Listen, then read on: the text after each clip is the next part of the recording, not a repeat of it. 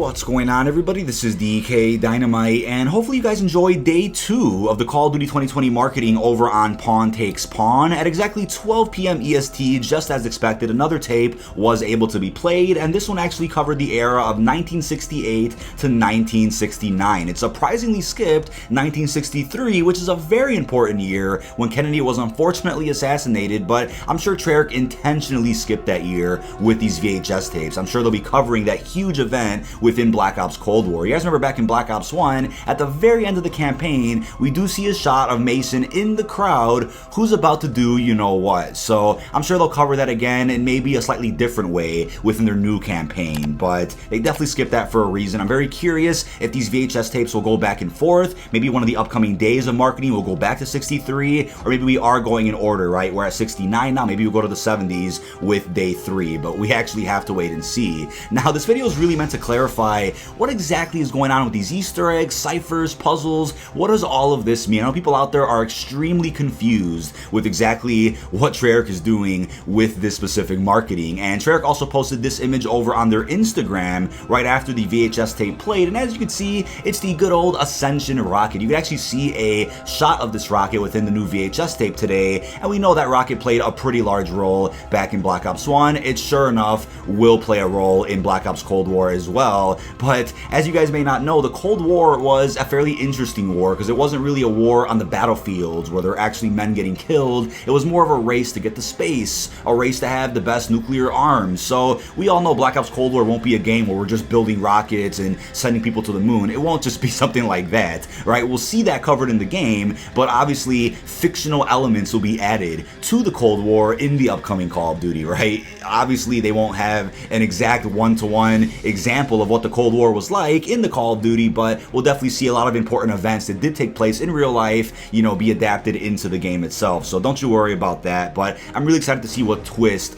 Treyarch ends up putting on the Cold War. And if you never took history in school to learn about the Cold War, don't you worry, because Treyarch really has you covered with these VHS tapes. I'm just so surprised with how long the actual tapes are. We're looking at like 16 to 19 minute VHS tapes, which is awesome. I mean, that's just a lot of coverage right there, and what I wonder is whether or not these VHS tapes would have been as long if this began in May like it was supposed to, because there is plenty of evidence that proves that this site was ready to go at the end of April. And one thing I can promise you guys is that if the marketing began in May, I can guarantee you 100% even people that don't understand these ciphers would have been interested, because this is the first time we've seen extensive cryptic marketing like this since, I want to say, the Black Ops 1 GK Nova era, and that was a great era of marketing. It was so mischievous, nobody knew what was going on, and that's like the same vibe I'm getting right now with this marketing. The only issue is that since we are so late into August now and we still don't have anything about the actual game, people are frustrated that we're kind of on this, you know, wild goose chase, you know, waiting days and days to solve these very complicated ciphers just to get something about the game. But I promise you guys this, it will not be for nothing. They will definitely lead us up to a very big reveal, and you know what?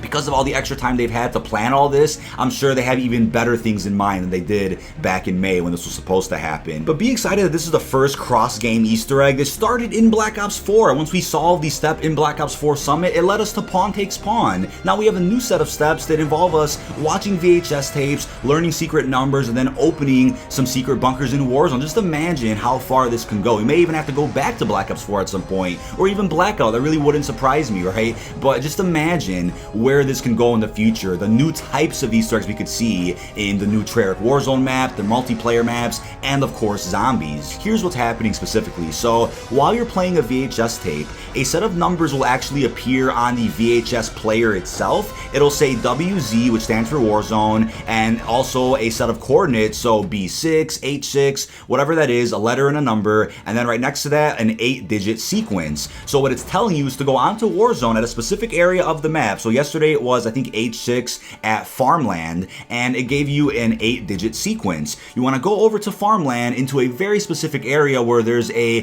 keypad input, and boom, put in those 8 numbers and it'll open the door. Inside the room, you'll see a couple of ciphers and just some very interesting old school tech, you know, a lot of old school vibes inside of the room itself. Nothing big. Obviously, if you guys go in there now, you'll see lots of enemies that may even be friendly, right? A lot of enemies will go in there and just take a look around. They won't kill you, but you'll obviously have that one control that wants to go in and hurt everybody. But today, while the VHS tape was playing, we saw another set of 8 digits on the actual VHS player. You obviously got to go into Warzone in the B area, and it's actually, I think, a bunker near the storage town. I have it in my footage, as you can see, and the 8-digit sequence opened up a bunker by storage town, and when you went in here, same thing as yesterday, right? It's another cipher on the table, some really cool old school tech around the actual room. There's also an elevator in this room as well, which unfortunately isn't accessible at the moment, but everybody's like, all right, what do we do with these ciphers now, right? And if you look back at the VHS tapes themselves, right, while they're playing on the actual TV, random glowing numbers will flash on screen, and they resemble the same red numbers from the Black Ops 1 campaign. So in yesterday's VHS video, we saw a couple of numbers flash on screen, and those numbers actually have to be matched with the cipher that we actually found from the farmland, and today, the numbers that flash on the TV have to be matched with the cipher we found over in that bunker by the storage town. So essentially, the issue I have with this is we're getting all these ciphers from these new rooms we're opening, and we're getting some numbers from the actual VHS tapes to help solve the ciphers, but you can't completely solve the ciphers yet. We have to wait for all these VHS tapes to be played so that we have all of these secret cryptic red glowing numbers, then we can fully solve the ciphers from there. Now, another problem, as you guys may have already seen over on Twitter, there's a lot of drama about this yesterday. The ciphers that we're actually finding in these new secret rooms and bunkers are the same ciphers that were actually data mined many months ago. Now, I won't show the official data mine images on screen, not trying to get in trouble here, but the same ciphers that were data mined months ago are the same ones we're finding, which means we actually already have all of the mysterious COD 2020 ciphers from the files. All we're really waiting for at this point is for the red glowing numbers on screen on the VHS tapes. We just need those numbers to go ahead and start solving some of these ciphers. We don't even need to open the bunkers or the secret rooms to find the ciphers themselves. So that's kind of where we're at right now because of data mining, but I want to make something clear. Data mining did not actually ruin this hunt. People may have access to all of these ciphers and all these puzzle sheets and all that crap, but you can't do anything with it. You have to wait for the VHS tapes to play so that we get those red glowing numbers on the actual TV that could help us solve the cipher. So nothing was spoiled or ruined. I mean, there was even a website that Charlie Intel pointed out yesterday, and on the website apparently there's like a bunch of solutions for these ciphers, and I can promise you this, the solutions are not correct. I've been working with some very talented people who know exactly how to solve these ciphers, and they have pointed out that we do have to wait for all of the VHS tapes to actually play, then we'll have our solution. So who knows where we're going to go next on the Warzone map, but we do know that there are plenty of bunkers left that, have keypad inputs on them, and, we'll end up unlocking them throughout all of this marketing. So that's pretty much a given at this point, but the real question is, what will be at the end of all this, right? When all the ciphers are solved, what's going to happen? So I think when the ciphers are solved, we'll probably get, a big message, maybe the title of the game, Black Ops Cold War, maybe, a big hint about where the story's going. Like, what if the cipher solves out to be something like, Reznov dies or something? Just imagine something simple like that. We'll have to wait and see what it ends up saying, but I do know it's likely that we'll end up getting some type of nuclear launch codes by the end of this, because we know that behind Bunker 10, there is a giant nuke in there,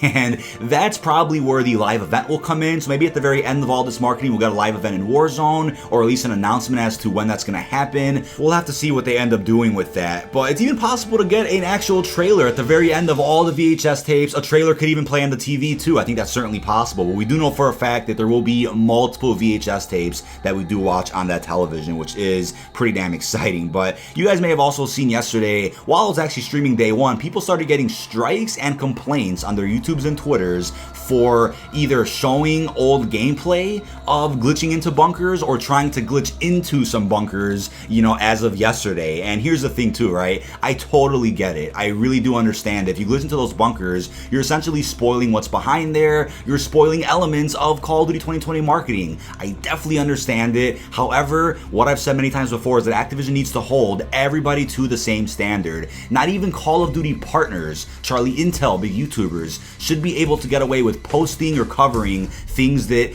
everybody else just can't. That's just completely unfair. However, it's been like that for many, many years. So we're all just about used to it by now. But people who are new to the community still haven't grasped that concept that not everybody is held to the same standard when it comes to Call of Duty glitches, leaks, intel, all of that. I just want to make that clear. But you won't see me glitching into any of those bunkers on stream or any of these videos. We just won't be doing that. But I am very excited for the day when we finally open up Bunker 10, because what's behind there is going to lead to the future of the Call of Duty franchise. Let me know what you think of this down below in the comment section. This has been dkdynamite. Again, if you're not a very complex cipher solver, just know that there are plenty of people out there who are, and are pretty easily coming through some of these ciphers and understanding how to do them. They just need more of the numbers that keep appearing on the TV screen. So we're just waiting for those numbers to appear, and these ciphers will be solved sooner than later. But in terms of the actual ciphers and pieces of paper inside of these new secret rooms in Warzone, those aren't necessarily useful since we have all those assets, unfortunately, from a data mine. But it's still cool that we can find them in game, because that's the legit way to find them, of course. But everybody out there who's working at solving these ciphers has had access to those pieces of paper for a number of months. But it's not useless that we're opening up these bunkers. It's great to finally see what's behind some of these secret rooms, and we'll be seeing some more secrets unfold over the next week or so. But really hope you've enjoyed, and peace out, everyone.